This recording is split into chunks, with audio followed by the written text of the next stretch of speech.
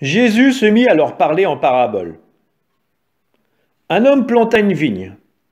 Il l'entoura d'une clôture. Il creusa un pressoir et y bâtit une tour de garde. Puis il loua cette vigne à des vignerons et partit en voyage. Le moment venu, il envoya un serviteur auprès des vignerons pour se faire remettre par eux ce qui lui revenait des fruits de la vigne. Mais les vignerons se saisirent du serviteur, le frappèrent et le renvoyèrent les mains vides. De nouveau, il leur envoya un autre serviteur. Et celui-là, ils l'assommèrent et l'humilièrent. Il en envoya encore un autre. Et celui-là, ils le tuèrent. Puis beaucoup d'autres serviteurs, ils frappèrent les uns et tuèrent les autres. Il lui restait encore quelqu'un, son fils bien-aimé. Il l'envoya vers eux en dernier en se disant « Ils respectent trop mon fils ». Mais ces vignerons-là se dirent entre eux « Voici l'héritier, allons-y, tuons-le, et l'héritage va être à nous. » Ils se saisirent de lui, le tuèrent et le jetèrent hors de la vigne. Que fera le maître de la vigne? Il viendra, fera périr les vignerons et donnera la vigne à d'autres. N'avez-vous pas lu ce passage de l'Écriture? La pierre qu'ont rejetée les bâtisseurs est devenue la pierre d'angle. C'est là l'œuvre du Seigneur, la merveille devant nos yeux. Les chefs du peuple cherchaient à arrêter Jésus, mais ils eurent peur de la foule. Ils avaient bien compris en effet qu'il avait dit la parabole à leur intention. Ils le laissèrent donc et s'en allèrent.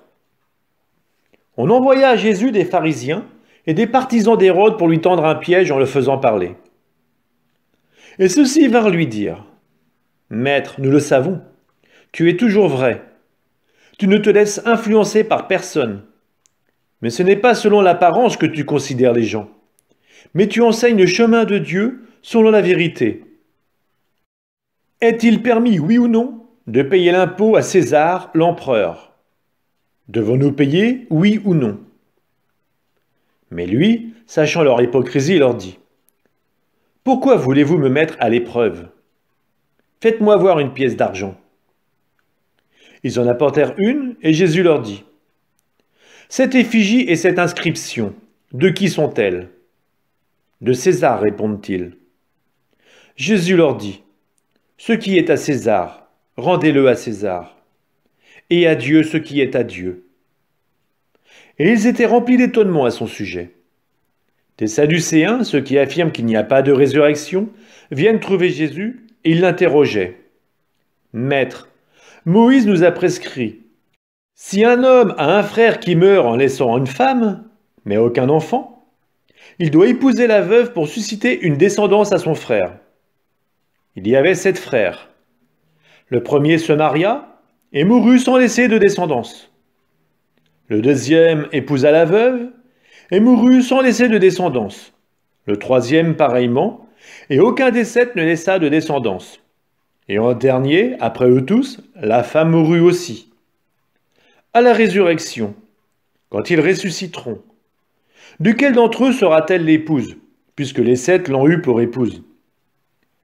Jésus leur dit, « N'êtes-vous pas en train de vous égarer, en méconnaissant les Écritures et la puissance de Dieu? Lorsqu'on ressuscite d'entre les morts, on ne prend ni femme ni mari, mais on est comme les anges dans les cieux. Et sur le fait que les morts ressuscitent, n'avez-vous pas lu dans le livre de Moïse au récit du buisson ardent, comment Dieu lui a dit, « Moi je suis le Dieu d'Abraham, le Dieu d'Isaac et le Dieu de Jacob. » Il n'est pas le Dieu des morts, mais des vivants. Vous vous égarez complètement. Un scribe qui avait entendu la discussion et remarqué que Jésus avait bien répondu, s'avança pour lui demander « Quel est le premier de tous les commandements ?» Jésus lui fit cette réponse.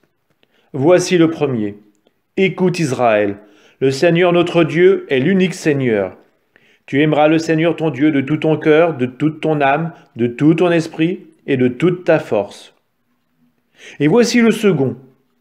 Tu aimeras ton prochain comme toi-même. Il n'y a pas de commandement plus grand que cela. » Le scribe reprit. « Fort bien, maître, tu as dit vrai. Dieu est l'unique, il n'y en a pas d'autre que lui.